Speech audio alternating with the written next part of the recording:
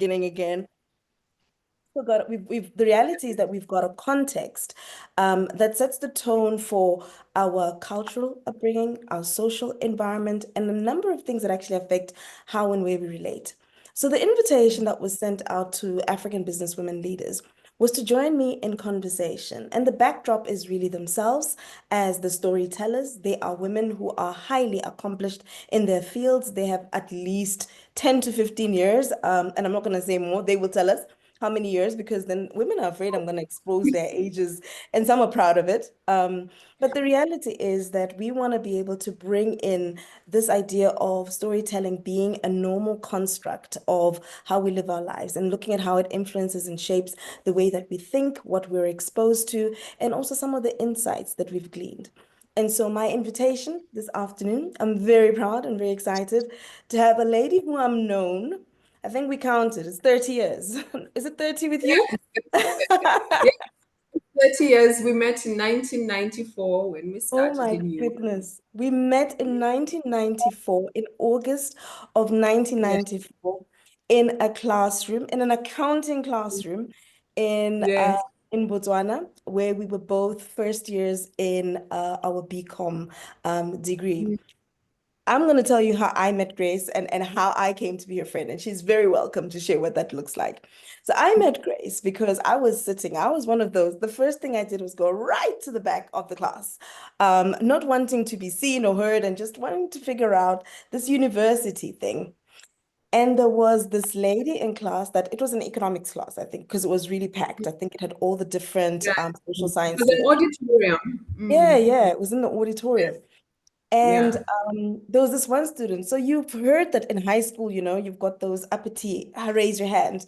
And in university, you're thinking, I don't really know how this works. And every single question that the lecturer asked, there was this one student who would put up her hand and would have, with a very, very proper demeanor, have an answer to each question, was so emboldened to not only answer questions, but to ask. And I remember sitting at the back of the classroom thinking, that's my person. I am going to make friends with that person. And I remember walking up to her after class and I'm like, you're going to be my friend. And what ensued from there was a beautiful, powerful friendship that just spans not just decades and not just countries, and our children, raising our children, navigating careers, navigating family. And I think for me, this is almost a replication of the safety of conversations or relationships that women tend to build. And I'm hoping that through the kind of relationships that we build in our personal spaces, we can use that as leverage, anchors, and metaphors for the kind of relationships that are healthy, that are enduring, that are growing, that actually shape how we should be looking at cultural context in the organization, how we should be looking at mending fences, at building bridges, at creating dynamic possibilities of the future.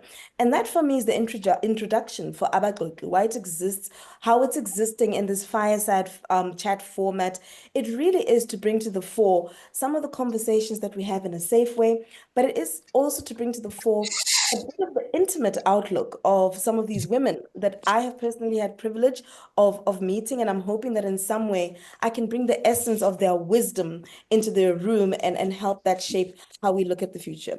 So I did frame for these ladies some questions, and I'm just not that person who's going to stick to those questions. So I'm going to be framing some things in. It gives me a great pleasure to welcome, because I've spoken about her and I forget that other people don't know her actually. So it gives me great pleasure and delight to welcome Grace Setlhare Mangangu. Am I staying with Setlhare Mangangu or am I just staying with Grace Setlhare? You let me know. Yes, yes, yes. Which I one know. is it? It's Grace Setlhare. Yeah, it's Grace Setlhare. That's So really part of it. the story is bringing that into the room as well. So I know you didn't expect this, but I'm asking that question because Grace did a double barrel surname. So she had, and she just gone through a divorce.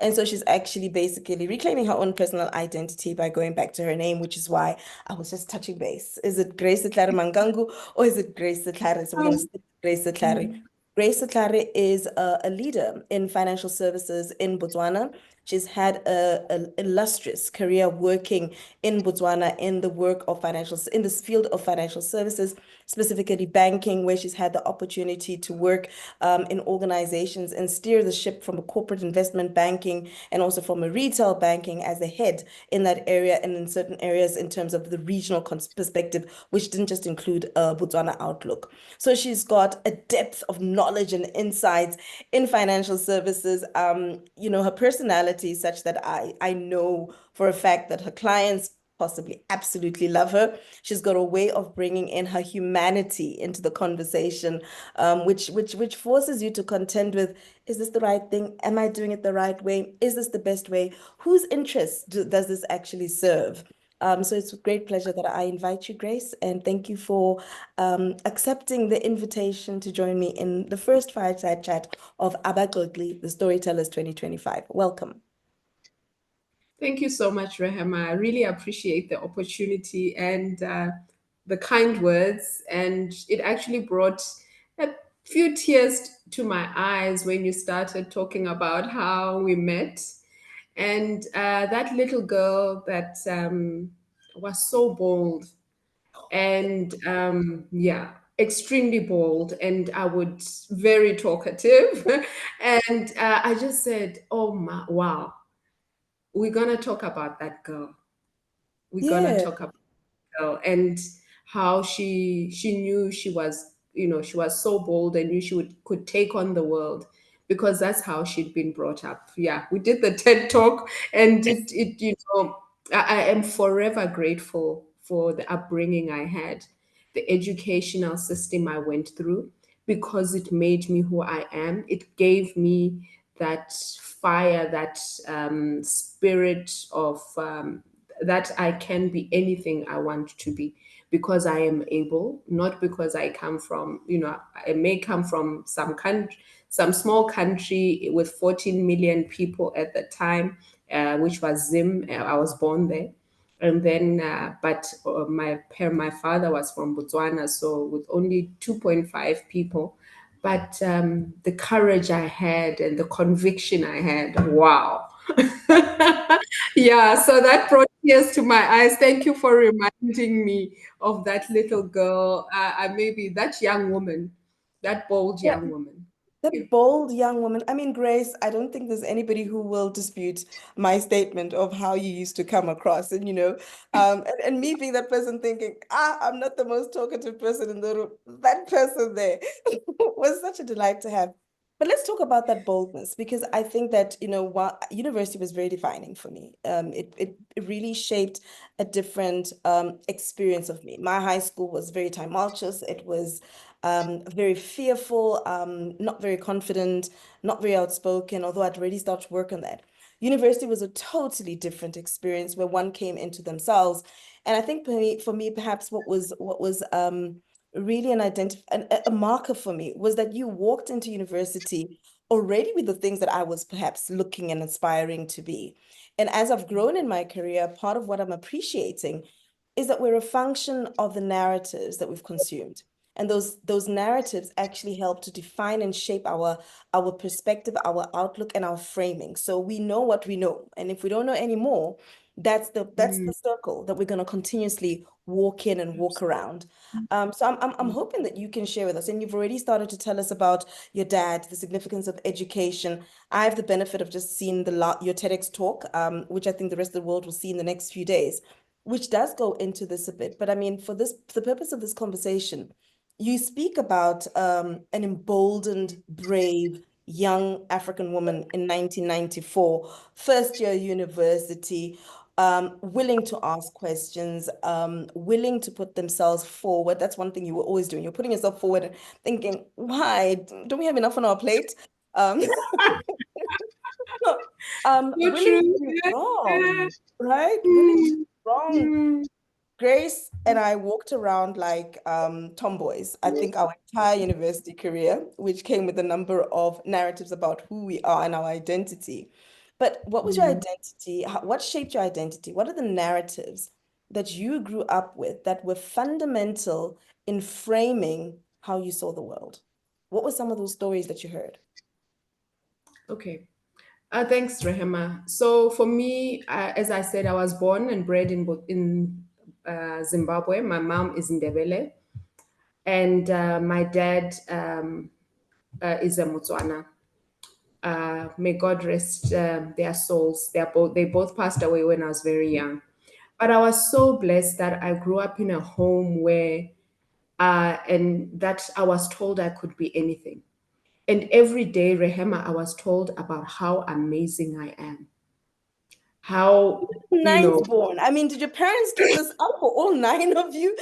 well, it wasn't, yeah, but by that time, it wasn't even my parents. It was my brother and my sister-in-law. Remember, my mom, I think, my dad passed away when I was, less than 5 years old. So I grew up hearing stories about my dad and my grandfather and the kind of people they were. And then, so my mother brought me up, but then she had a stroke when I was still quite young. And so the most influential people that I didn't talk about in my TED talk are my brother and my sister-in-law that brought me up.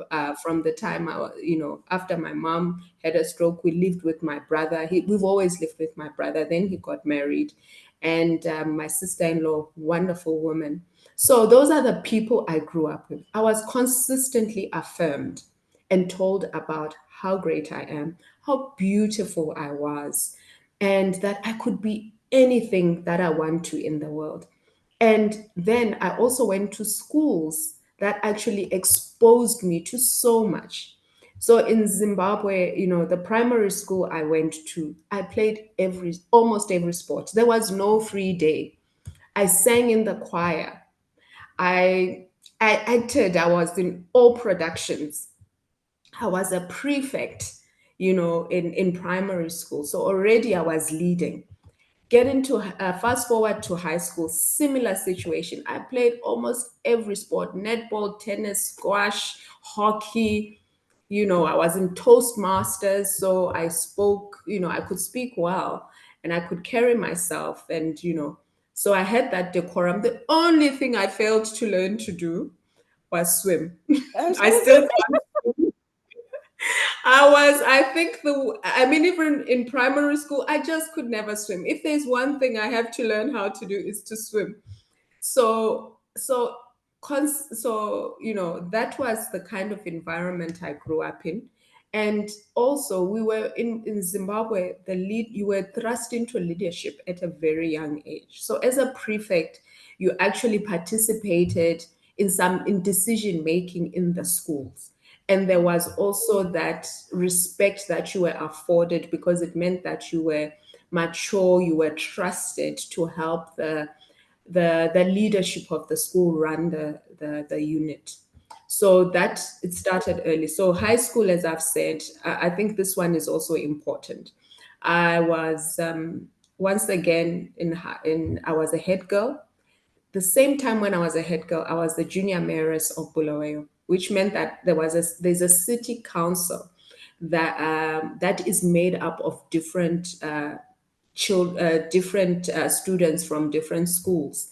So I held two positions of leadership at the same time, and I was doing my A levels as well, still in the choir, playing all those games. So what does it do? It keeps you occupied. You know how to juggle. It teaches you how to interact with different people at different levels, adults, uh, your peers, your teachers.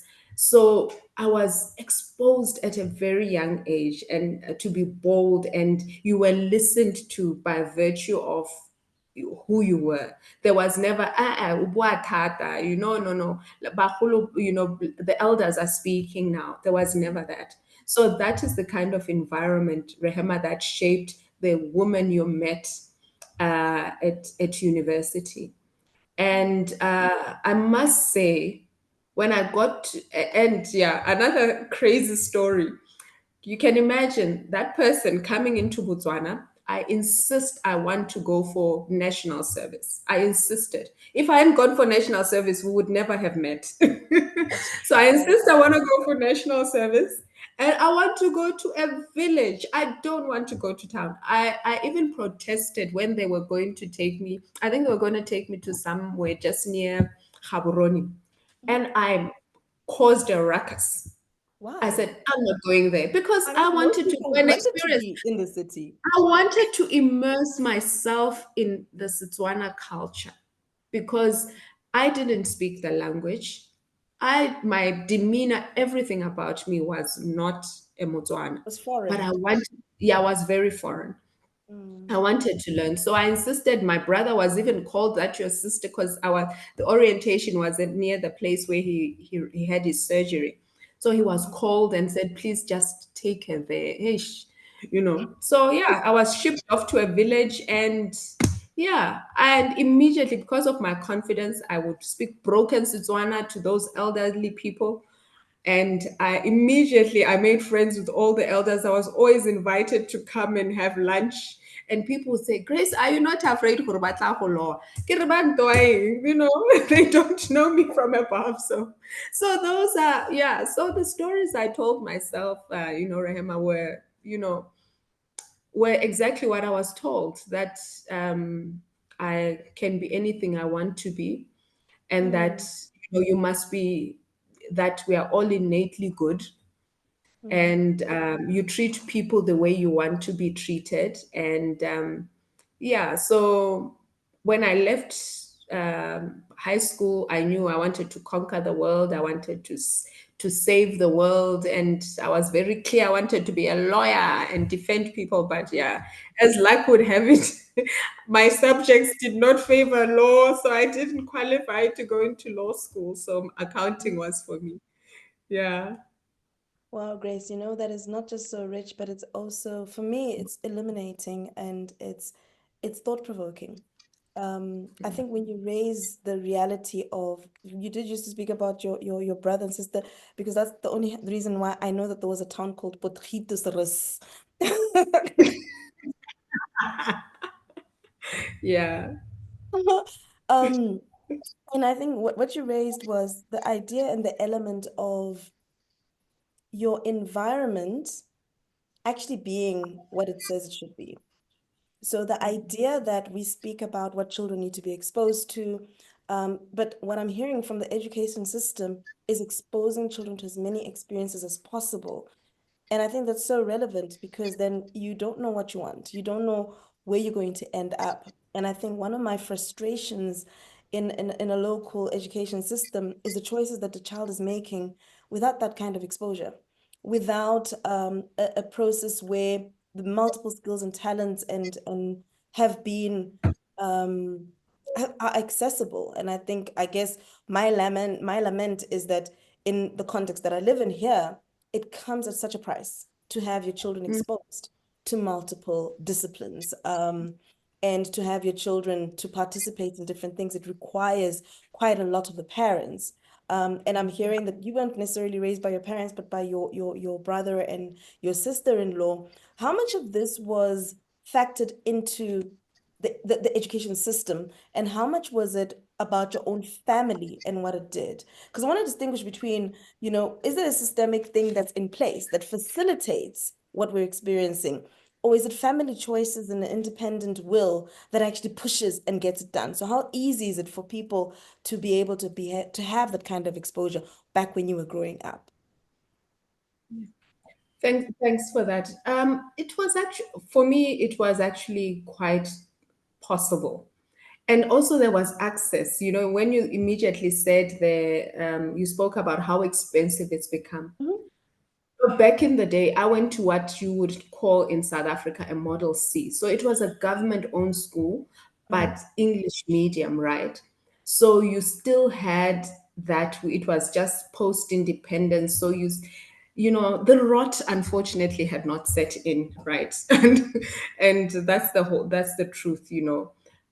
It was still high quality schools.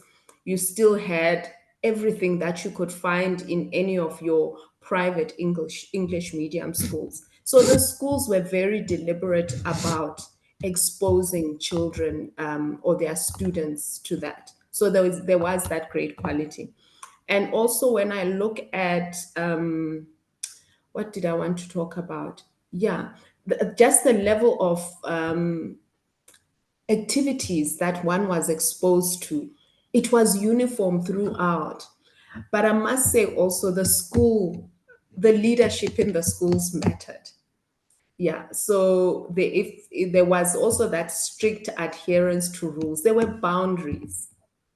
And I must also say, even for me, then I moved to home. Mm-hmm. Home, yes, there were also boundaries.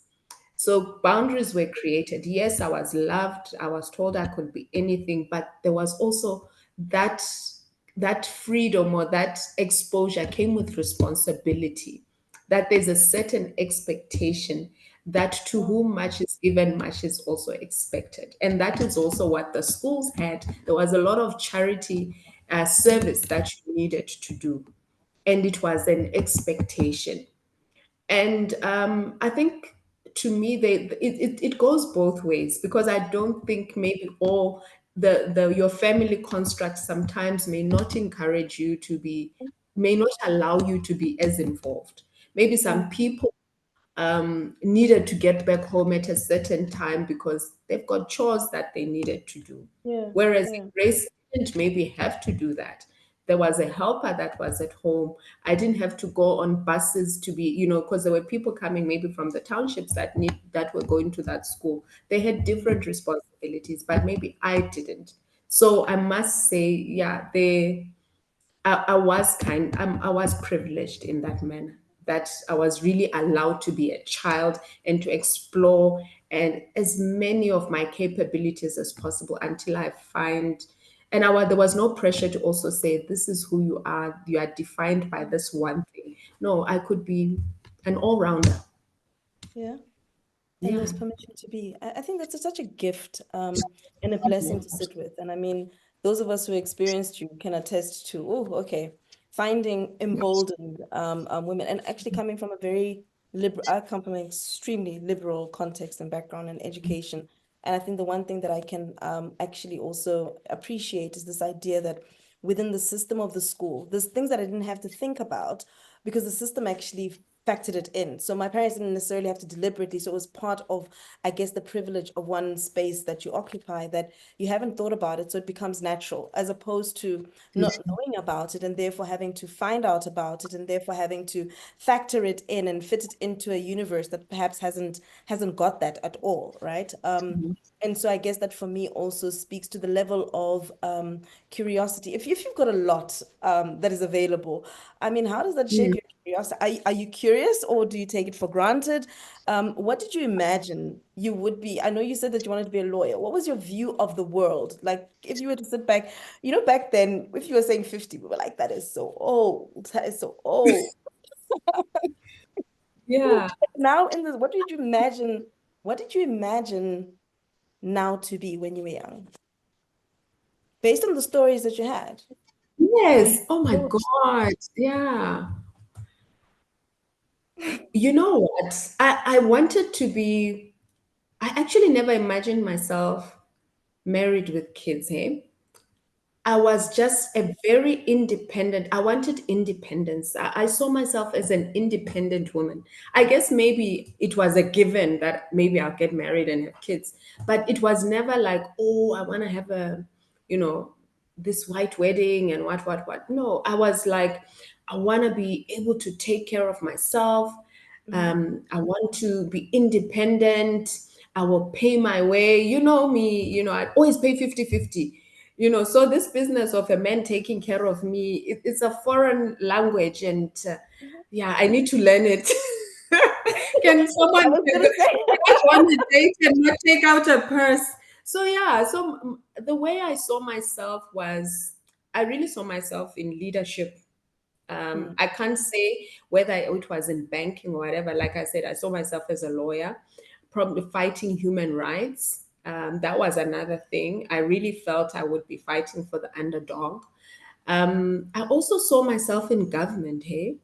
I saw myself giving back to my community and doing more charity. I lament the fact that my work doesn't hasn't allowed me to do that. And also my environment, which maybe we'll talk about how that young girl morphed into who I am and how I'm going back to being Yeah. that bold young chick. I think you're kicking it off because I am so curious. Who would you say? So there was a Grace that was emboldened, that was confident, that was self-assured, that the world could not stop, that you were charting the direction of where you're going.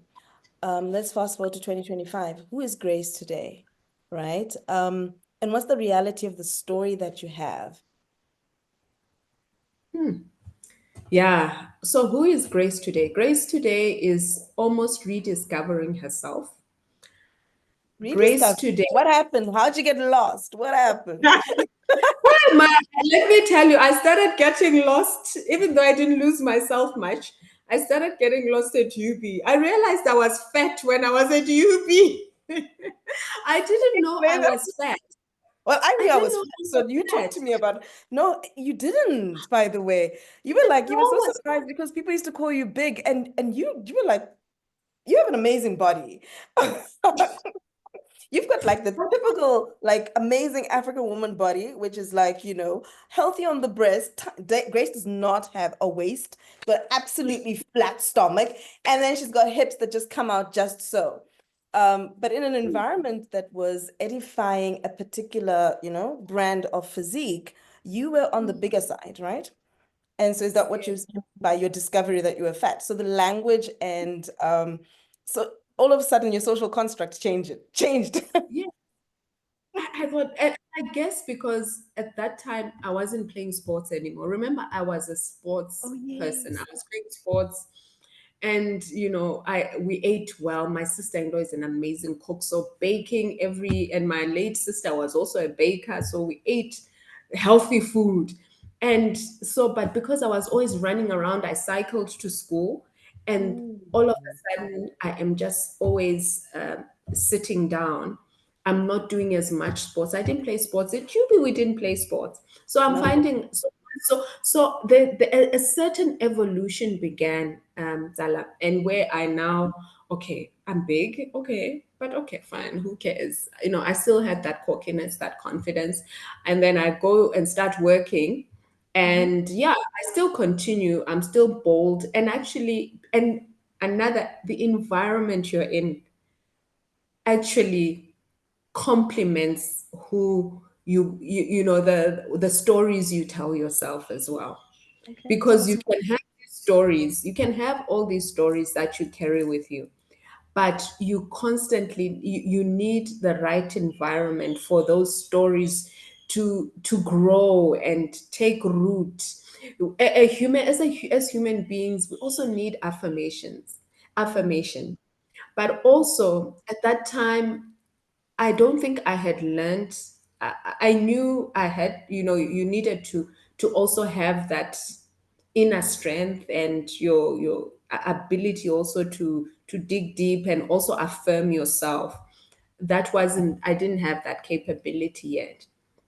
And I think, yeah. And then fast forward to my first job where I stayed for 17 years. Amazing environment where also I grew in leaps and bounds, and my character was allowed to blossom. It had an owner manager culture, mm, and actually supported, as I said, the character I had amazing leaders. And yeah, and then I think for me, as I then grew, and as the higher you get, I mean, that organization, I was at executive level, but mm, still managed to kind of avert the politics. The politics, I never got into the political game because the political game can kill your self esteem. Then the stories, you start doubting the stories you used to tell yourself. Am I really that amazing? Oh no, yeah, yeah, but they're saying I'm like this. I'm not good enough. No, oh, there's something wrong with me, you know. So, and at And by that time, I'm mature. I've got grown up kids. You'd think that such things wouldn't help you, wouldn't affect you. But yeah, so I wanted to lay that foundation. That along the way, I Mm. lost Grace Setlhare. That Grace Setlhare, that bold young lady that you met. Yeah, a facade of her was still there, Mm. but she had her light had been dimmed. To some extent, I allowed my light to be dimmed, and I realized I didn't have the tools. I didn't maybe have the support system that if, I always say, if my sister-in-law and my brother were here, they would somehow, I would have managed. And you realize that your light has been dimmed when it's already dim. I don't know if you get me. Mm. When it's dark, when the light, when your candle is slowly, that wick is Mm. getting, and the wax is finishing, and the light starts to dim, but you can still see. And then all of a sudden it just fickles and it goes. I Is that like allowed the world speaking? to do that to me. I allowed people to do that to me. What do you mean? And You speaking metaphorically. What do you okay, mean? I Practically, listened. tangibly. Let me tell you, I listened to the voices that What made their you're not, voices, ma. what made their People. voices become more significant than your own? What changed, if at all? And I'm not saying that there's an answer. Um, Yes, yes, what was yes, going yes. on in your world at the time this was happening, right? Because I think there's an assumption that our journeys are either linear in terms of is this and that and that, but Mm. sometimes just I love Lemony Snicket's a series of unfortunate events, right? It Yes, might be a yes, yes. combination of realities that coexist at the same time that made it conducive for that to Mhm. happen. And I Yes. think that I would sit back, Grace, in framing what I guess I'm trying to get from you is my later age appreciation of the many Mm. hats I was wearing as a woman. Um, Yes, because of my yes. personality, and my desire to do more, to be more, because of my narrative of I can do it and therefore 50-50, it's okay, you don't have to. It meant that my universe was bringing in so much more, and my world's view required me to be very present for everybody else, and I forgot to be Mm. present for myself, and therefore my voice, for instance, receded as the cacophony of Mm. other voices took dominance, and where my energy, my feeding, as I'm an introvert, I do feed internally, but my equivalent of that wick burning out is where, because I've got so much here, I don't have enough here, and therefore I am actually now, bouncing off what's out there, and where I had the skills and I had the capability to push them back, because that's all I was holding. I couldn't see anything else. So I'm asking you, what was going on in your world, that gave that reality? Because I think that frames for me I start off by saying that, a lot of the things that we do as women, the conversations that we have, are spaces of where we are not paid. But I also want to bring into the conversation the number of hats that we carry, the number of worlds that we are, um, consciously or unconsciously balancing, Mm. require that external focus attention. And what was that for you? So we get a sense of, Grace didn't just wake up, nesi boloi, gore ba boloile. No, no way. No, no. What was Yeah, no, the sense of the absolutely. reality of your universe and the reality of when you realize the lights were off? I can tell you where when I realized the lights are off, but what was going on. So we have a sense, and I guess to give other people an idea of how narratives build. They're not switch on and switch off. They actually No, no. accumulate over time. So what was happening for you? Yeah, so I think you're right. It's a series of events. It's where you think you are superwoman. You Mm. can you can do everything. And I'm a perfectionist, being a Virgo. We and you tend to, you want to show up and be everything. And it started off with where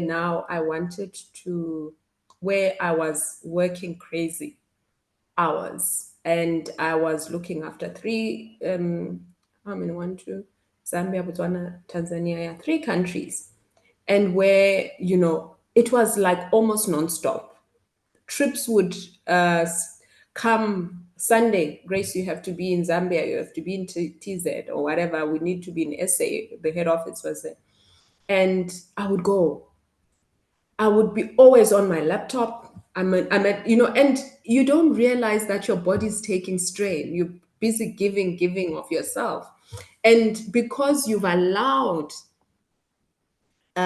your environment to think that you are this super workhorse that's always on, that never stops.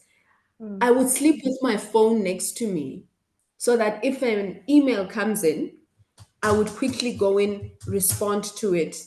You know, I think my insomnia was like on steroids. I hardly slept. And it culminated into me having a stroke. And I didn't even know about it. So it's just that stretching yourself beyond, and because of that personality that you want to achieve, you want to do well. Also, you want, to provide. You're also a mother, you're a provider, you're a breadwinner, and you're just putting yourself out there to show people that yes, you can do it. You are this woman who was coming from Botswana. You now have a regional job. You want to prove to yourself. Yes, you were headhunted. I never looked for the job. I was headhunted because my customers who loved me recommended me to these people. And yeah, and I loved my job, but I realized there were no boundaries. There was never a switch off. I never had a day off. And those were the stories that I needed to constantly prove myself. But I'd already proven myself. I didn't have to. I could have said no. I can't, I can't always be on. I can't be working, weekends, I need to rest. Also spend time with my family. Yeah. So that was the start of it. And obviously with that it also kills your confidence, right? Because it then means I'm actually fallible. I'm not a superwoman. And when you start to cut back, then people say, "Oh, okay, oh, she's not that hard worker anymore." They are now seeing you in a different light. So yeah, so that's really when those narratives then began. And I've had to now start telling myself, obviously, I had to change my lifestyle and say my health comes first. Mm. If I'm not healthy, I cannot show up. I started putting myself first and What does that look worked like? hard. Put yourself first. It sounds so self-help book. Put myself first. What does that Put mean? myself.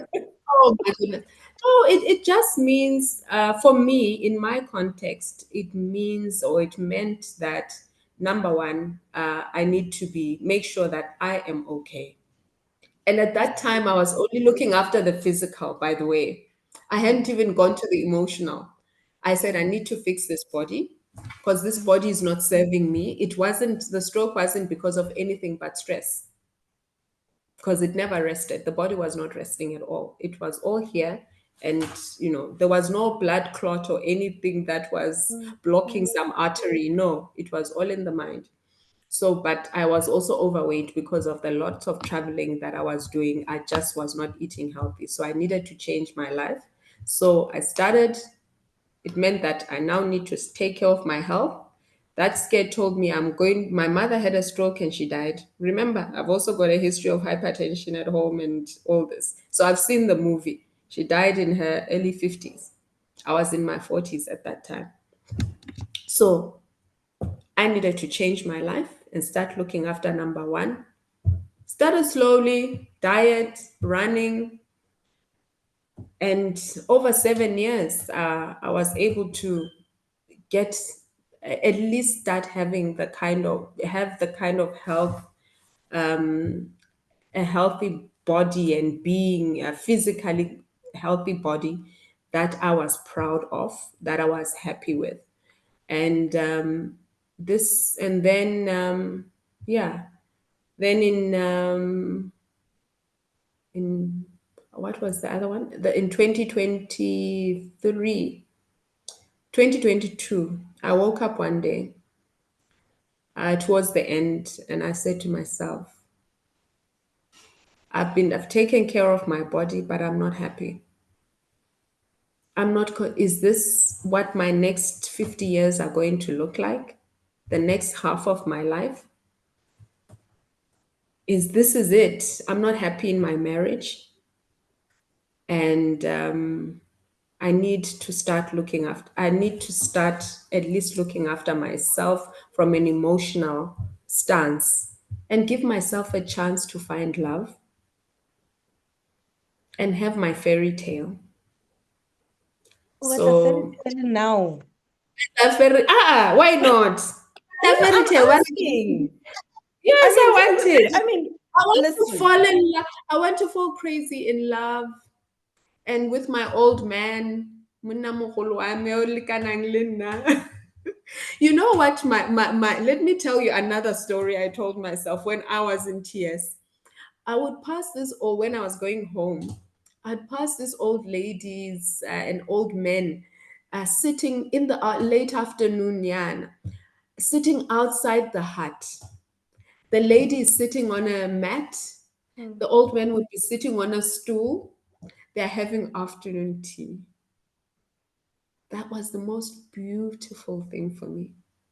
Beautiful. I'm a homebody. Me So too. that for me was that's the picture I see for myself.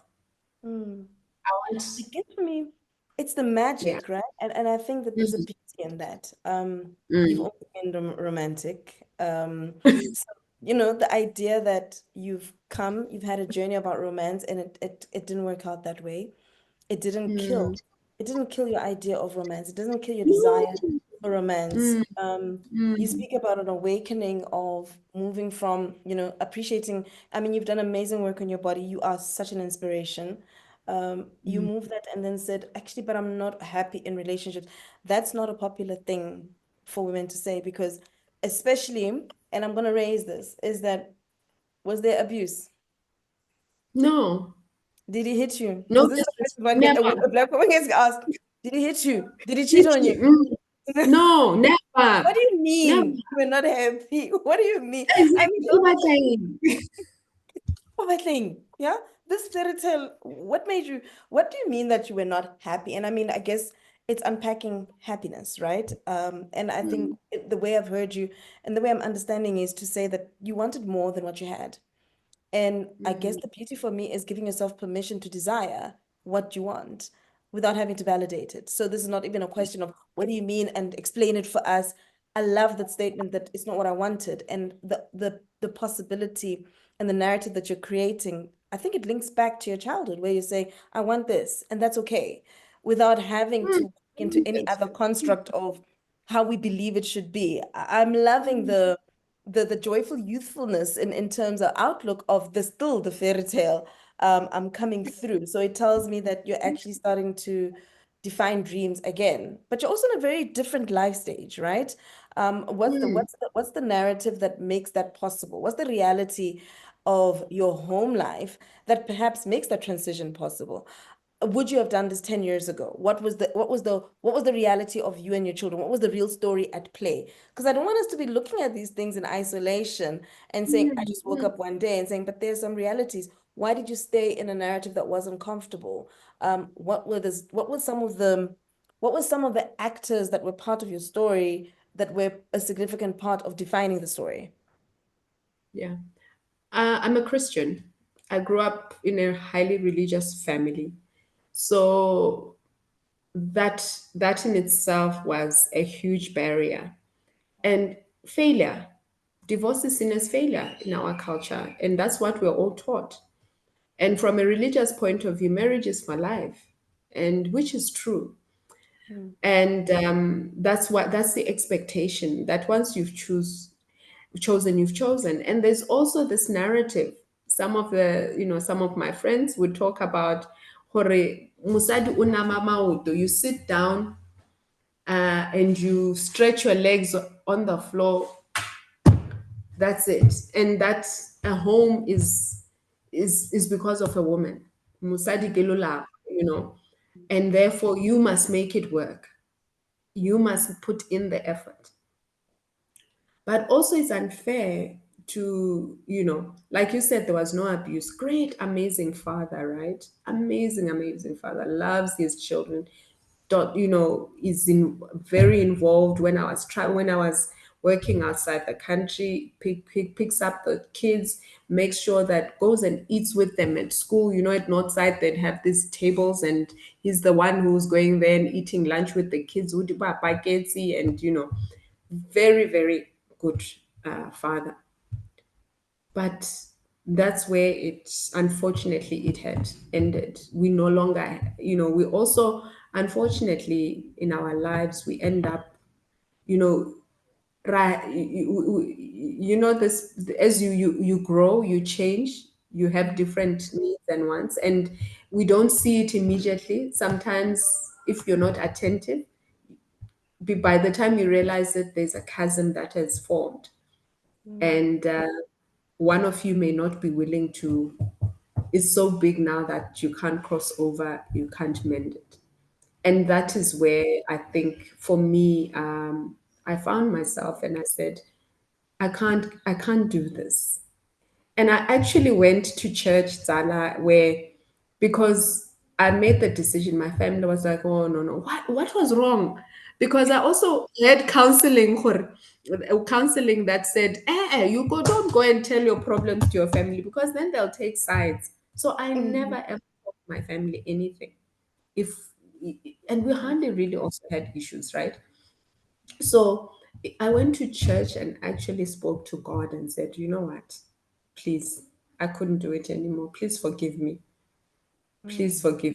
And I cried and I cried, and I felt release because I needed to do that for myself. And just to close that chapter, that, you know what, I've spoken to you, my God, and I've Mm. told you about it. Maybe I went and did it before consulting you, but I'm now telling you, this is done. This is why I did it. Please just forgive me, and let's go back to having our relationship again. So I had to do that Had you and broken close that. up with God?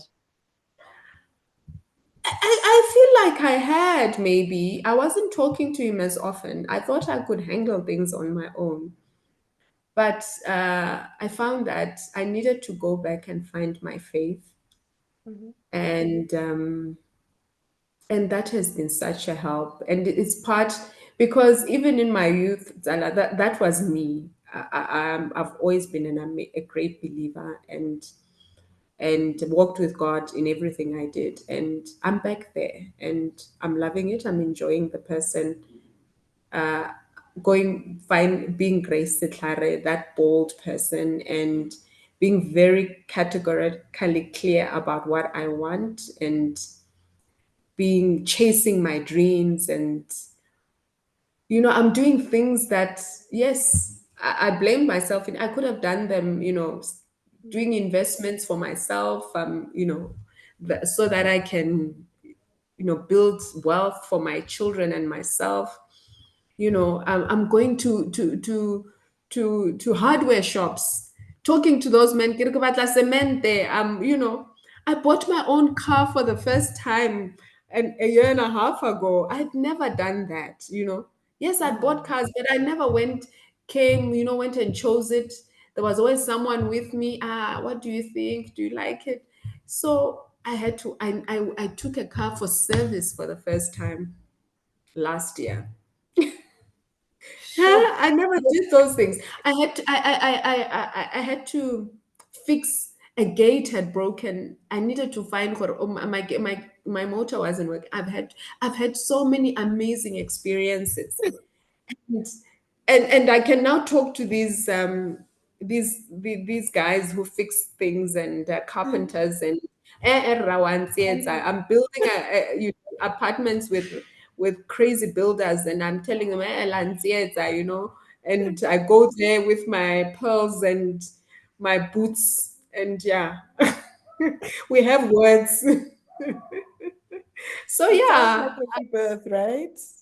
it is It a sounds like a rebirth. It's story a of rebirth. rebirth. Yeah. Yes, and Having it's your a rebirth to going back to factory settings. Is it going back to factory settings? So let's talk about the stories that you would tell now, right? Those because there were stories Mm, that brought you, that raised you, mm, that shaped who you are, mm, the realities of mm, life that mm, reframed some of those stories, and you obviously had to onboard different mm, perspectives and different ways of doing things, and you've now defining a new identity, right? Are the stories that you're telling a factory research, or are they actually a rewrite or a new write? To what extent? We were always shaped by our past, but I just think that sometimes we might romanticize too much, the past and things that didn't even serve us, because I can imagine that part of the narrative that didn't serve was the superpower narrative, right? oh, You can do everything. Part of the narratives yes, that yes, perhaps don't serve are those that don't have us looking for help, right? mm, Um, some of the narratives that are not helpful are it's 50-50, right?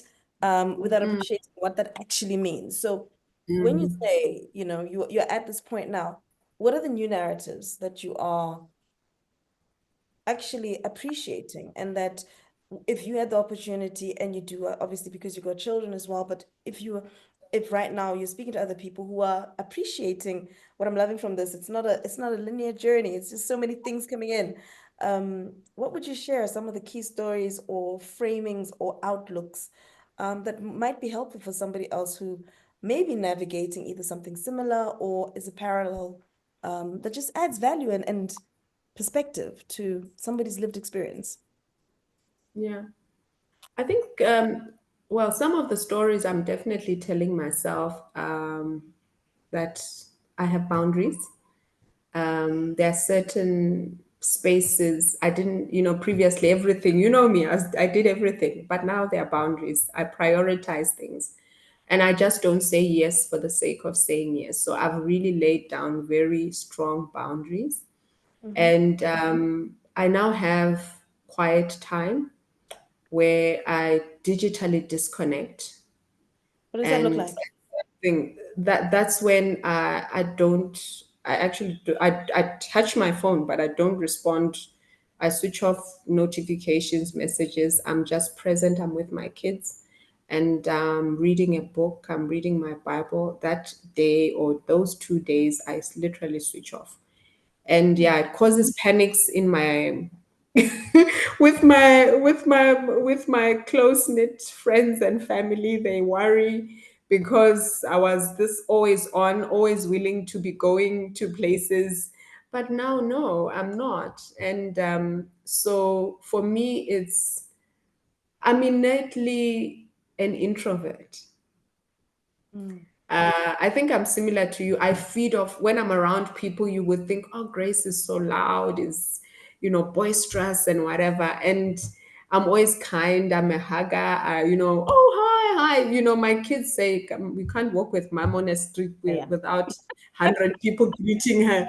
And it's true because of my career and the life I've led. But I'm actually, me. How many friends do I have?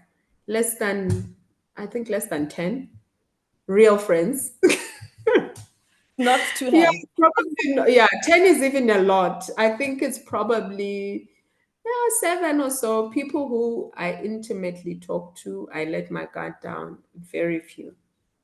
And then it's my brothers and sisters and their wives who I'm generally very close to. Maybe one or two that I'm closer to than everybody else. But I'm actually also a very private person. Mhm. Surprise, surprise, here I am doing TED Talks, and yeah, but yeah, I feel I've got something to share. So Mm. yes, this I will do because I really believe in giving back. And also just being authentic. We don't talk about these things. We don't talk about the challenges we go through, and how our stories that we tell ourselves, can just change the trajectory of your life. But Mm, it's also possible to get back to who, or get back on the path that you were meant to be on, mm, because yeah, we all have we make our destiny, mm. but you also do need a little help here and there. Yeah. Yeah. Oh, you've dropped so many nuggets about context, environment, self, Mm, inward looking, mental prioritization, emotional prioritization, physical health prioritization. In all this that you I see what I'm getting from you is a lot of your repositioning has been highly private and highly personal. What does this mean for your career though, right? Because mm, what I'm hearing is that there was a childhood, a university era, an adulthood where obviously you're working in the world of work, one experience in one way, the other one is where this awakening is happening, right? And I'm seeing it as an ongoing process. I'm not seeing as it ends. How is the world of work interacting with what is a clearly transforming Grace?